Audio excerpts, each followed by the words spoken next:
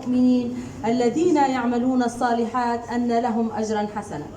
الحمد لله الذي أرشد وسخر وهون وأعان، فلولا عونه جلت قدرته ما كان لهذا الملتقى أن يعقد ويظهر ويظهر النور. وصدق الشاعر العربي إذ قال: إن لم يكن من الله عونا للفتى فأول ما يقضي عليه اجتهاده.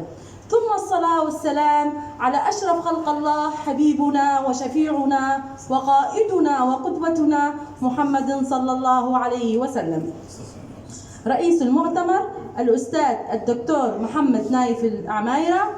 ضيف شرف المؤتمر الأستاذ الدكتور محمد كعبول. نائب رئيس المؤتمر الدكتورة فاتن العمرو. الأمين العام للمؤتمر الدكتور أحمد فوزي.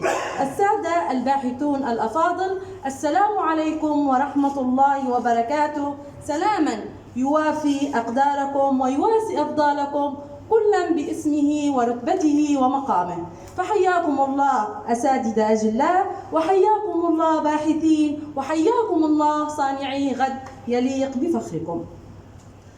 طبعا مما لا شك فيه إن لا يستطيع أن ينكر أحد أو يتجاهل لا أحد يستطيع أن ينكر أو يتجاهل الدور الإيجابي الذي أدته الدورة المعلوماتية، ولا سيما في جانبها الاتصالي العالمي، وما حققته من إنجازات على صعيد الفرد والأسرة والمجتمع. إلا إن من الرغم من إيجابياتها إن لها انعكاسات سلبية على الأسرة، وخاصة سواء بطريقة مباشرة أو غير مباشرة. تتجسد هذه التحديات السلبية المباشرة في أن هناك العديد من الأسر العربية تعاني من الكثير من أبنائها من فراغ كبير، الأمر الذي يقود إلى ما يمكن تسميته بأمراض وقت الفراغ، متمثلة بدرجة رئيسة في العادات السيئة والاغتراب والصداقات غير الصحيحة. إذ إن الكثير من هؤلاء يستخدمون وسائل العصر الرقمي كنوع من قتل الفراغ وليس استثمارها بما يعود عليهم بالمنفعة وتنمية مهاراتهم وعلاقاتهم الاجتماعية.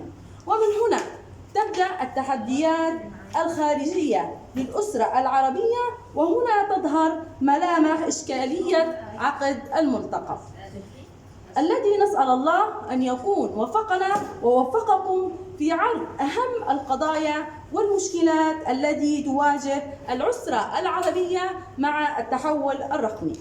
طبعا كما لا يفوتنا أن نشكر كل القائمين على هذا الملتقى، وأخص بالذكر الدكتور أحمد فوزي على حفاوة الاستقبال وبشاشة المحيا وطيب اللقاء. وطبعا هذا ليس بغريب على أهل مصر بلد الحضارات والعلم. بارك الله فيكم وجمعنا الله وإياكم في جنة عرضها السماوات والأرض. السلام عليكم ورحمة الله وبركاته.